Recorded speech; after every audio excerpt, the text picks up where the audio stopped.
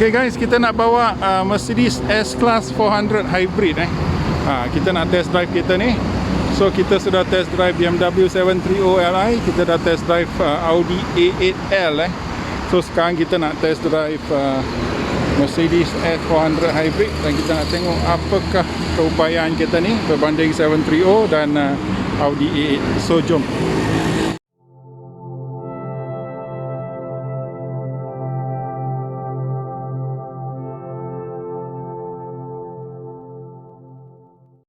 Jangan lupa tonton video perbezaan kita antara tiga-tiga kereta kayangan ni. Kita boleh nampak bahawa Mercedes S-Class adalah yang paling mewah. Dari segi pintu dia sudah ada dua highlight kayu Burmeister audio. Tengok ini pemandangan dashboard anda. Begitu mewah-mewah sekali. Okey, saya pun nak tunjukkan dia punya meter Tengok begitu cantik sekali meter dia. Ini ialah meter tahun 2015 tau. Tahun 2015. Ini meter dia. Tengok begitu cantik sekali. So kita test sound system.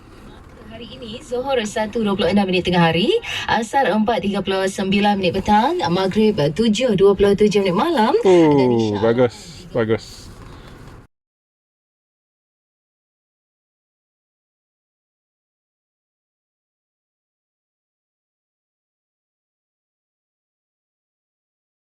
Kita pergi test drive Mercedes S400 Hybrid.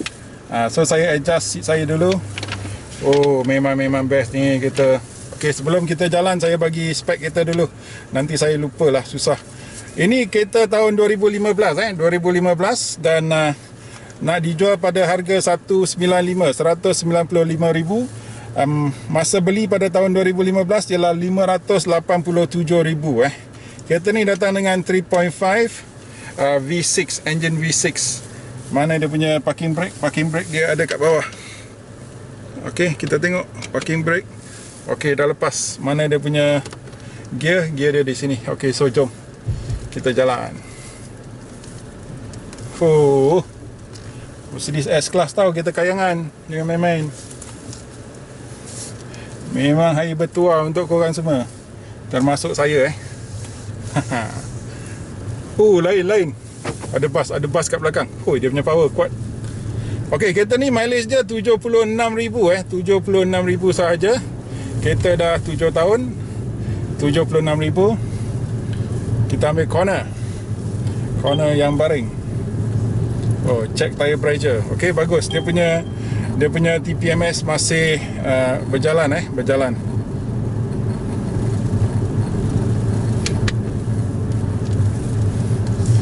Okey, dari segi dari segi insulasi bunyi dia setanding ataupun setaraf dengan Audi A8. Kereta paling bising di antara tiga-tiga kereta iaitu BMW, Audi dan Mercedes yang ini. BMW paling bising dari segi insulasi lah. Saya kata paling bising. Tidak bermakna dia bising bila kita lawan dengan kereta-kereta lain. Dia punya senyap memang dah tahap hampir maligai dah. Tapi kita banding tiga kereta saja. So saya kata paling bising ialah BMW lah. BMW. So kita nak cuba pergi ke, saya nak pergi pam angin dulu lah. Saya nampak dia punya TPMS. Saya dah khawatir dah. Tayar tak ada angin. Kita pergi pam angin dulu sebelum kita buat apa-apa. Saya dah khawatir. Okey guys, tadi tak ada angin Kita sekarang dah pam angin. Dah okey lah. So jom.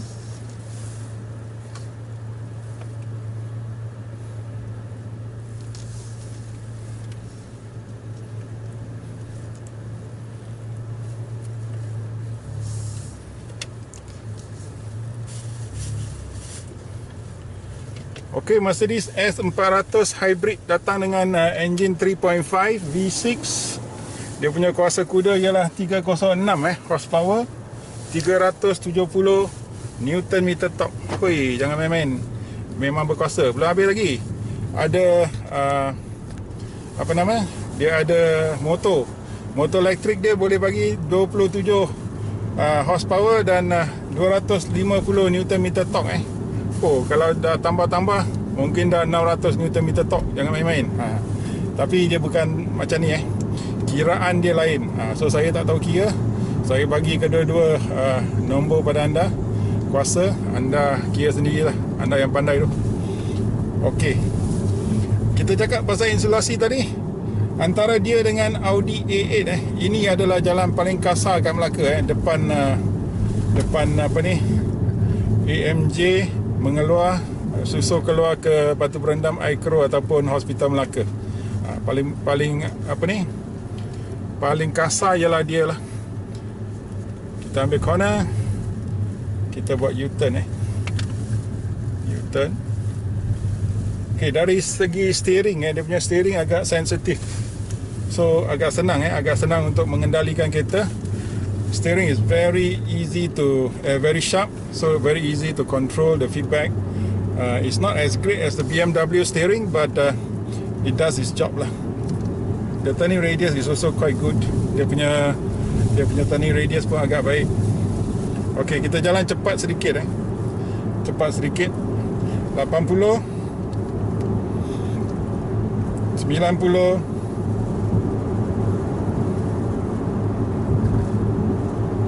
100.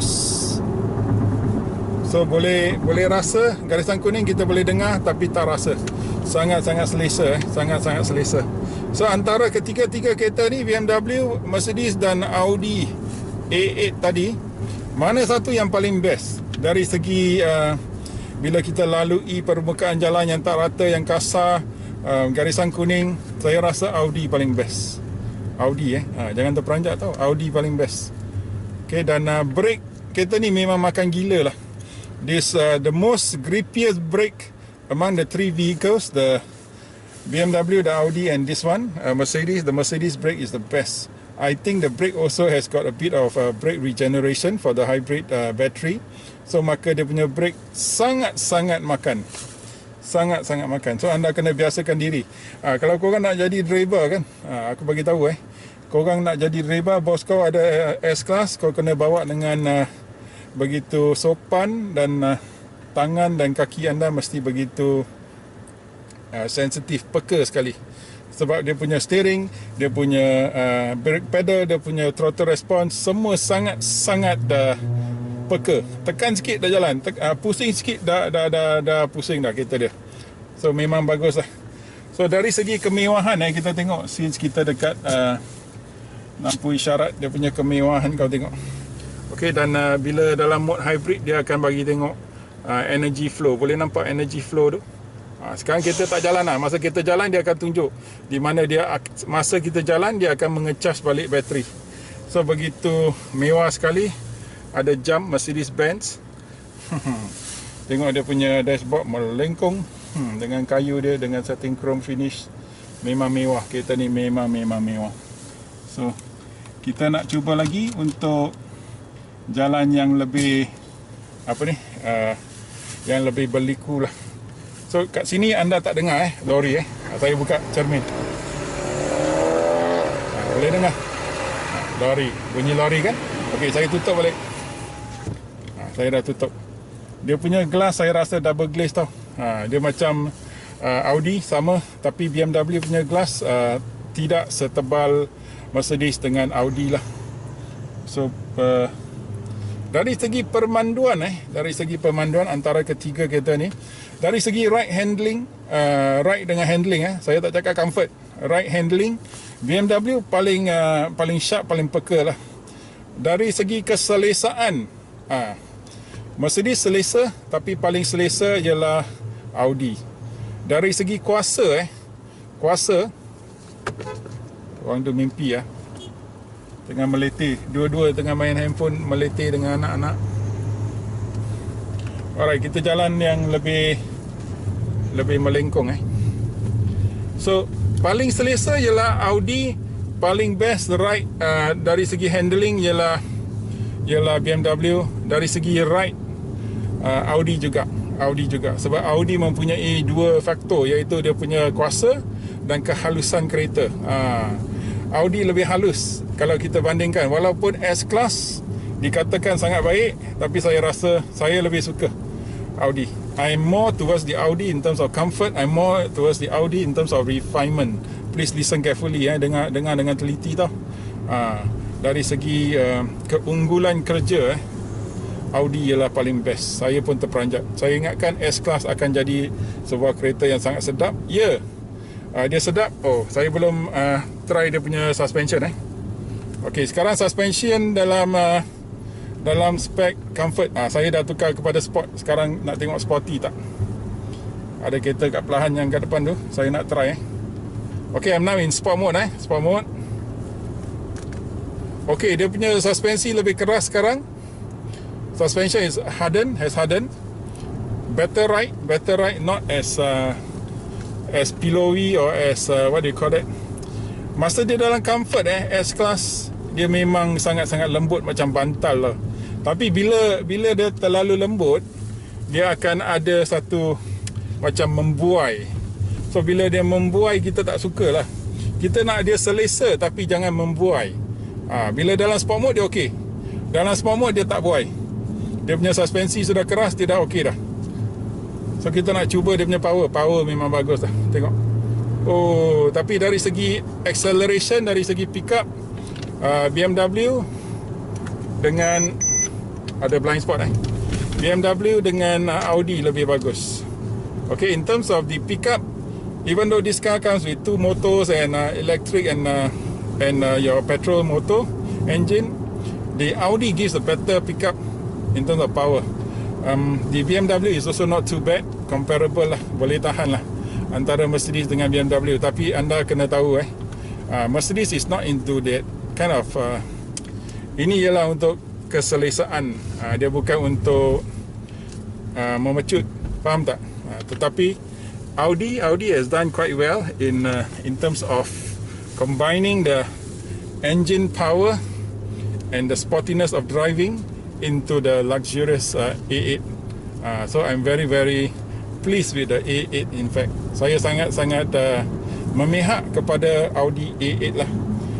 Kalau korang level yang setakat dah pakai Camry tu, kau nak naik sikit, kau beli 7 series pun okey.